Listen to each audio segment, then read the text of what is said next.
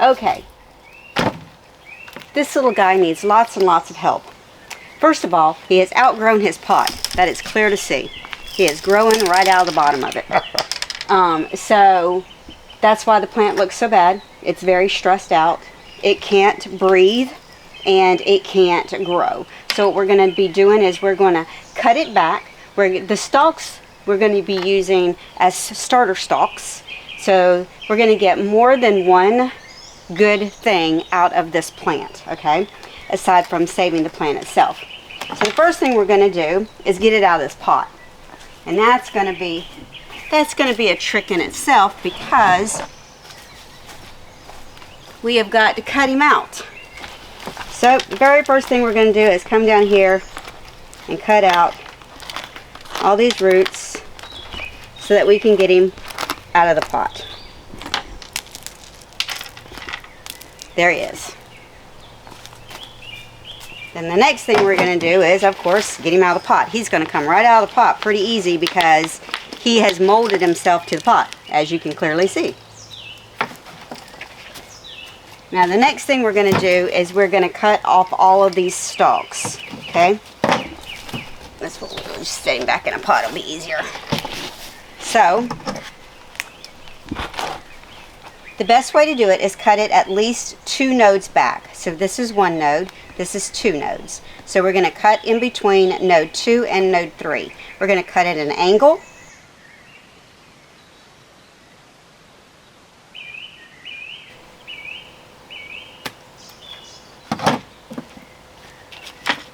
That's 1. This one here is a thicker stalk. So we're going to go at node 3, 1, 2, and 3, and we're going to cut in between 3 and 4. Only because that's a hardier stalk. This is a thicker stalk here. So I've got a couple things to show you on this stalk. First of all, this is why it's called milkweed. You see, it's seeping milk, literally. Milk is coming right out of the stalk. That's what the caterpillars are eating, and other insects as well. On this one, I saw a red beetle. Where did he go? He may have flown away. So in Florida, we have red milkweed bugs. And there was one on here, but he's gone now. Maybe we'll find another one in a minute. So we're just going to take it and we're just going to cut off all the stalks. We're cutting them at an angle.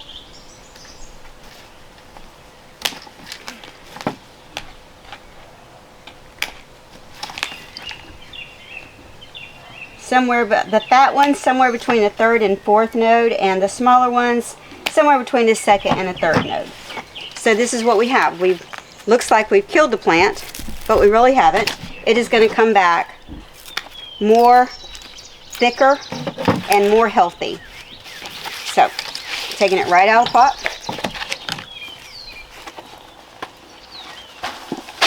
We got a bigger pot we're going to put him in. You can see that this is like almost twice the size of the pot. So the first thing we're going to do is we're going to put dirt in the bottom of the pot. The second thing we're going to do is add a lot of water, because we need the dirt in the bottom of the pot to be very, very wet. See how much water I'm putting in there? I'm putting in a lot. It's actually running out of the bottom of the pot. I'm going to stir it up, get all of that really, really wet. Use some of this that's running off the table.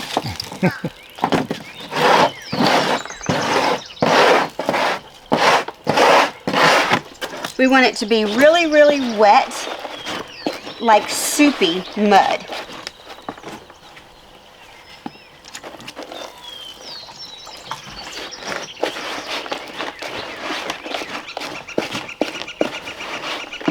Let me show you how wet it is. This is how wet it is. Very, very wet. We're going to do the little pot trick. Most of you have seen it. Other people have done it. You put the pot that the plant came out of. You're going to work it down in there. And then you're going to put dirt in around it. I just dump the dirt right into it. And then I take and scoop the dirt out of the little pot into the spaces around it. I pack it down. Monarch just flew over my head. Did you see that? What I'm doing is I'm literally packing the dirt around the little pot. See? I'm going to pick the little pot right up out of there, and this plant is going to fit perfectly in that spot. But before I put the plant in, I want to give him some vitamins. So this is root powder.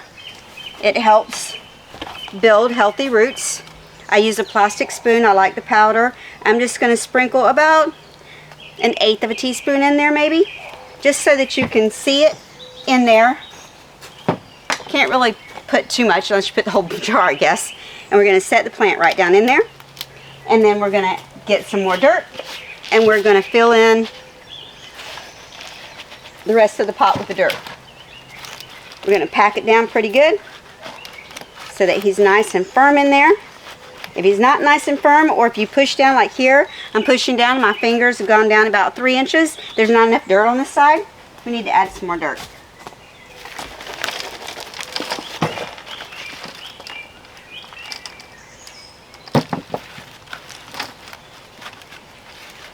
Okay, that's enough dirt. He feels happy. And what I'm going to do is I'm going to use my fertilizer. I like organic fertilizer because my garden is no pesticides, and I'm just going to sprinkle the fertilizer around a little bit. We're going to water him in. We're going to set him in the sun, and in about 2 weeks he'll have all new leaves.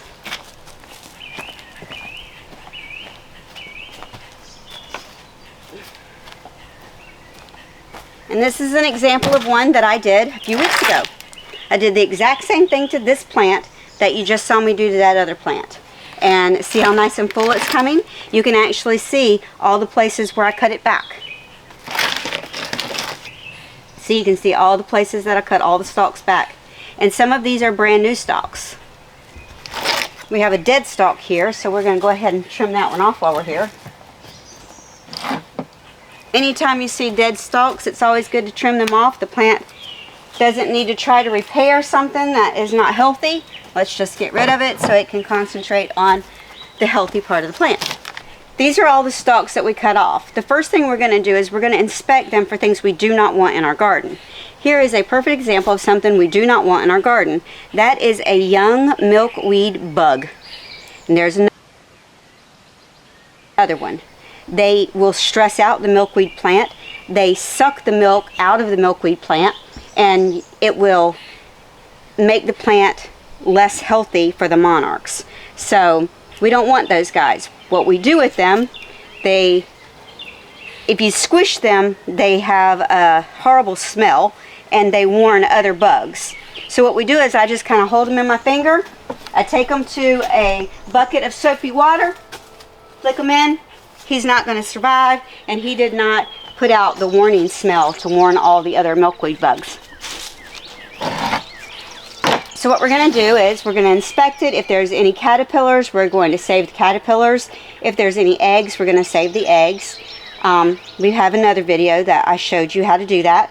I don't see any of that on this. So what we're going to do is we're just going to take this one to a healthy size. I'm going to say about right here. And this is going to be one of the stalks that we start in water. And let me show you how that works. So here's a perfect example. I like mason jars because mason jars are heavy and they don't topple over. You can see that I started all these stalks exactly the same way I'm doing the one I showed you now. See, there's one.